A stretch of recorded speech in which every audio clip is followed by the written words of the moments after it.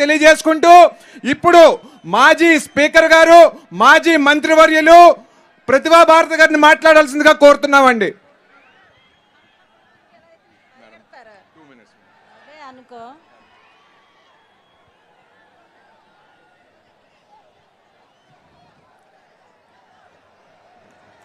Telugu Desam party, Janasena party కుటుంబ సభ్యులకు,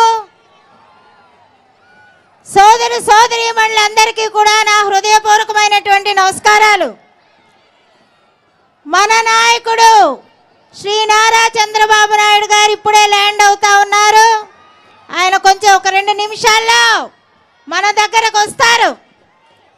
మీకందరికీ తెలుసు, తెలుగుదేశం పార్టీ అధికారంలో ఉండినా ప్రతిపక్షంలో ఉండినా ప్రజలకు పక్షాన ఉండి నిరంతరం కష్టపడి పనిచేసేటటువంటి నాయకుడు మన నారా చంద్రబాబు నాయుడు గారు. మొదటి నుంచి కూడా పేదల పక్షపాతి, అదేవిధంగా ఎస్సీలు, ఎస్టీలు, బీసీలు, ఆర్థికంగా వెనుకబడిన వారి యొక్క సంక్షేమం కోసం అనేక రకాలైనటువంటి కార్యక్రమాలు చేసి ముందుకు వెళ్తున్నటువంటి నాయకుడు శ్రీ నారా చంద్రబాబు నాయుడు గారు. వారి యొక్క నాయకత్వంలో ఎన్నో అభివృద్ధి కార్యక్రమాలు చేసినటువంటి ఘనత ఈరోజు విద్య కానివ్వండి, వైద్యం కానివ్వండి, అదేవిధంగా రైతుల సంక్షేమం కానివ్వండి, యువత కోసం అనేక రకాలుగా కృషి చేసినటువంటి నాయకుడు శ్రీ నారా చంద్రబాబు నాయుడు గారు అని నేను ఈ సందర్భంగా మీకు మనవి చేస్తా ఉన్నాను. మరి ఆ నాయకుడి యొక్క నాయకత్వంలో 2019 వరకు కూడా ఎన్నో కార్యక్రమాలు జరిగాయి. మరి ఈరోజు చూసుకున్నట్లయితే పారిశుద్ధ ఎవరైతే ఉన్నారో వాళ్ళందరూ కూడా ధర్నాలో ఉన్నారు. ఎక్కడ చూసినా సరే వీధుల్లో అంతా కూడా చెత్త అంతా ఉంది. వాళ్ళు కూడా ధర్నా చేస్తూ ఉన్నారు, జీతాలు పెంచండి అని. ఈ ప్రభుత్వం పట్టించుకున్న దాఖలాలు లేవు. అంగన్వాడీ టీచర్స్ అయితే ఎన్నో రోజుల నుంచి ధర్నా చేస్తూ ఉన్నారు, జీతాలు పెంచమని. ఏమాత్రం కూడా పట్టించుకునేటటువంటి నాదుడే లేడని చెప్పి నేను తెలియజేస్తా ఉన్నాను. అదేవిధంగా ఉద్యోగస్తులు కూడా అన్ని రకాలుగా కూడా బాధపడతా ఉన్నారు.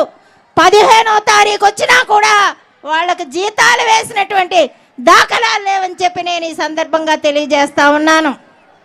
మన నాయకుడు చంద్రబాబు నాయుడు గారు అధికారంలో ఉన్నప్పుడు, ముఖ్యమంత్రిగా ఉన్నప్పుడు అనేక రకాలైనటువంటి సంక్షేమ కార్యక్రమాలే కాకుండా తోటపల్లి ఫౌండేషన్ వేసింది చంద్రబాబు నాయుడు గారే, ఓపెన్ చేసింది కూడా చంద్రబాబు నాయుడు గారే అని చెప్పి తెలియజేస్తా ఉన్నాను.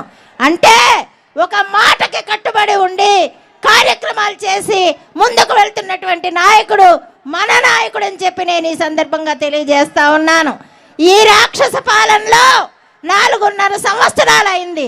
ప్రజలు కానివ్వండి, తెలుగుదేశం కార్యకర్తలు కానివ్వండి, తెలుగుదేశం నాయకులు కానివ్వండి, అనేక రకాలైనటువంటి ఇబ్బందులకు లోనవ్వడమే కాకుండా వారిపైన తప్పుడు కేసులు పెట్టడం కూడా జరిగింది. అన్నిటికంటే విచిత్రం ఏమిటంటే నీతి, నిజాయితీ, క్రమశిక్షణకి మారుపేరైనటువంటి మన నాయకుడు నారా చంద్రబాబు నాయుడు గారిని 53 రోజులు అక్రమ కేసులు బనాయించి వారిని జైల్లో పెట్టడం అనేటటువంటిది చాలా శోచనీయమని చెప్పి నేను ఈ సందర్భంగా తెలియజేస్తా ఉన్నాను. అయినా కూడా ఏమాత్రం కూడా భయపడలేదు. ప్రజలందరూ కూడా ముందుకొచ్చారు, ఆందోళన చేశారు. ఈ రాష్ట్రంలోనే కాదు, ఈ దేశంలోనే కాదు, ప్రపంచ దేశాల్లో కూడా ఆయన పైన అభిమానంతో ఎంతో మంది ముందుకు రావడం, ధర్నాలు చేయడం, నిరసన తెలియజేయడం జరిగిందని చెప్పి